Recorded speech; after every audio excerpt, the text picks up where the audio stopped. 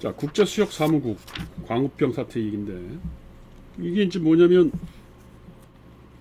미국의 소가 광우병의 위험성이 있느냐 없느냐, 우리나라 이제 수입을 한다고 그랬잖아요. 이명박 정부가 들어와서 제일 먼저 한 게 그거 아니에요? 미국 가서 그 부시가 이제 우리 소 사줘 이렇게 된 거 아니에요? 뭐 우리도 뭐 해줄게 이제 이렇게 된 건데, 그때 이제 그 소가 위험하다, 광우병의 위험이 있다 이제 이렇게 된 거 아닙니까? 근데 그게 위험이 있는지 없는지를 결정하는 게 바로 국제 수역 사무국이라는 거예요.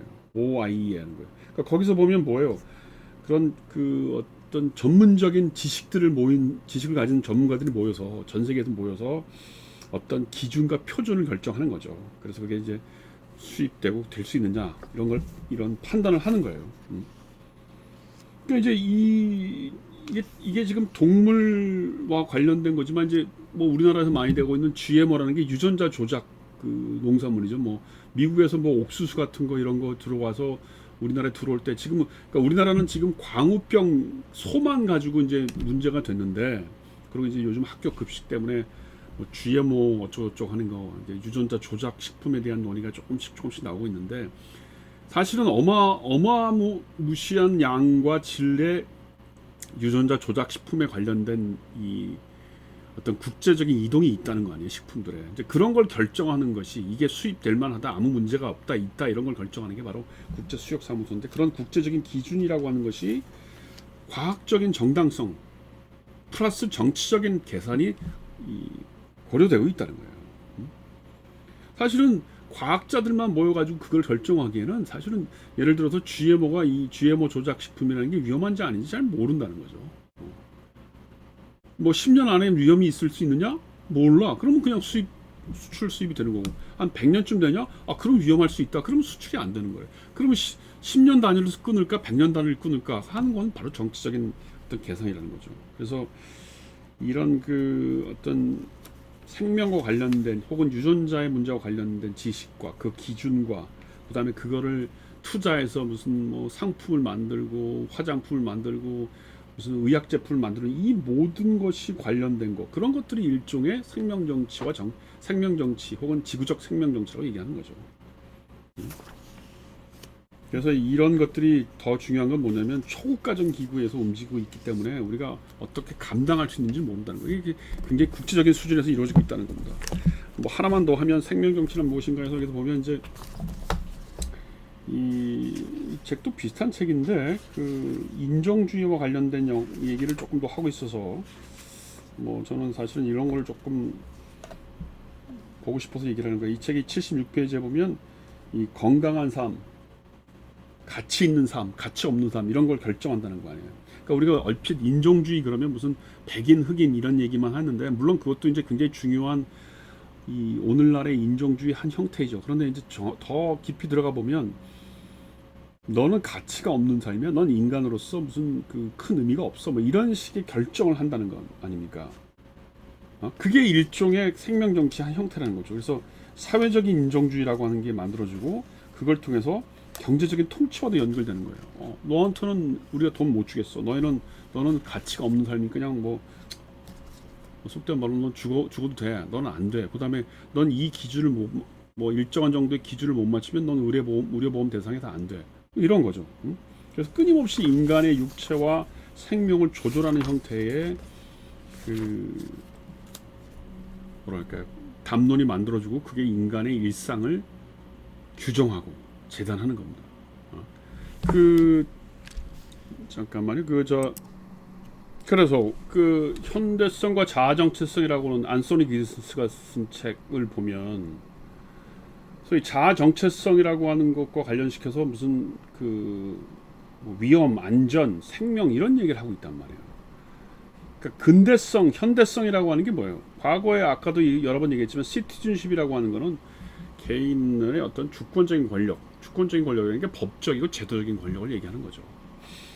근데 지금은 그게 국제화된 시대 혹은 신자유주의적인 통치성이 작동하는 시대에서는 그게 국제적인 수준에서 작동되고 있다는, 그러니까 국가 단위가 아니고 국제적인 수준에서 그런 어떤 법적인 제도가 규정되고 있고, 더 나아가서는 그게 법적인 제도적인 걸 넘어서 개인의 어떤 위험성, 안전성, 불안, 심지어 불안 뭐 이런 것까지 이 작동되고 있기 때문에 사실은 오늘날의 이 세계화라고 하는 게 사실은 정치학하는 사람한테는 대단히 중요한 주제입니다. 이게 여태까지는 뭐 민주주의, 개인의 안전, 행복, 삶, 뭐 주체화 뭐 이런 게 다 국가 단위로 이루어졌는데 지금 그게 국가 단위를 넘어서고 있다는 거죠.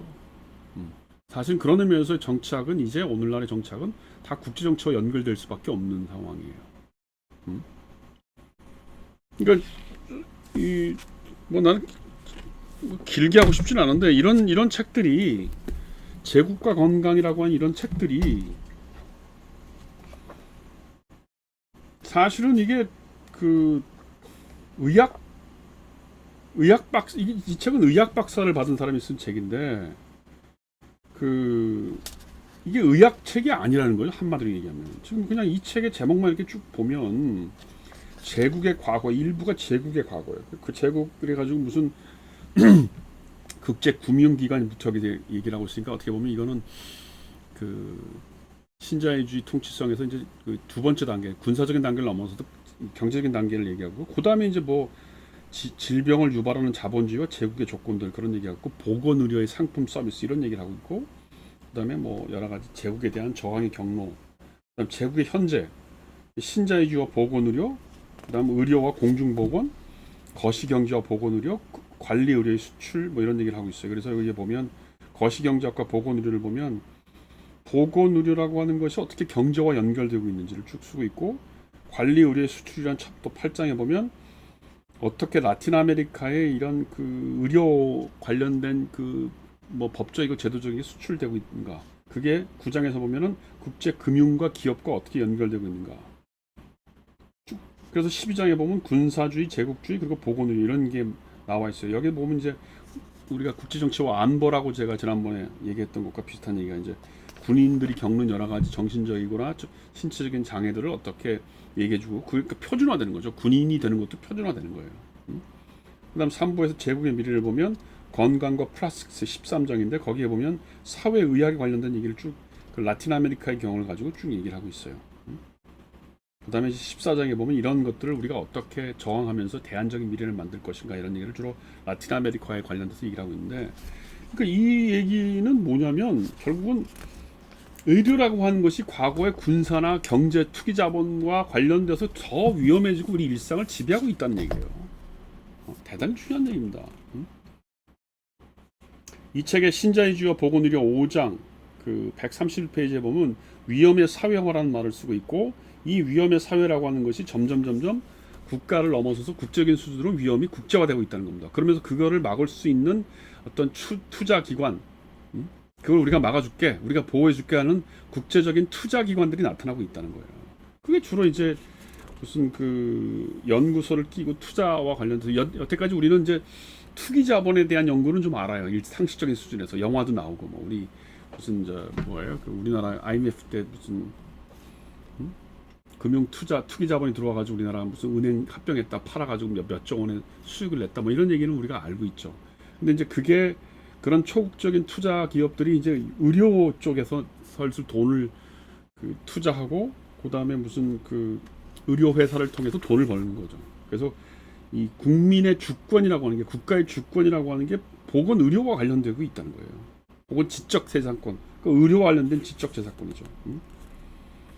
그다음에 여기서 뭐 그냥 작업장의 안전이나 식품이나 물 뭐 이런 것까지 얘기를 하고 있는 겁니다.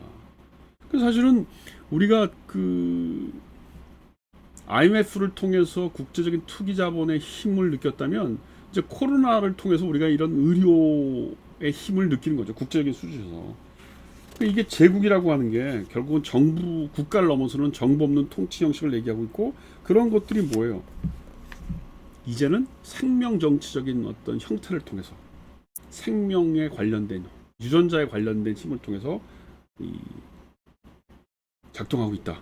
그러니까 이런 것들을 우리가 어떤 식으로 파악하고 우리가 어떻게 대응할 것인가 이런 것들이 이제 우리가 후코를 통해서 공부를 하고 그걸 통해서 우리가 이제 배운 것들 중에 하나죠. 그래서 사실은 조금 그 거칠게 내가 얘기를 했지만 이게 지금 참 이게 어려운 얘기입니다.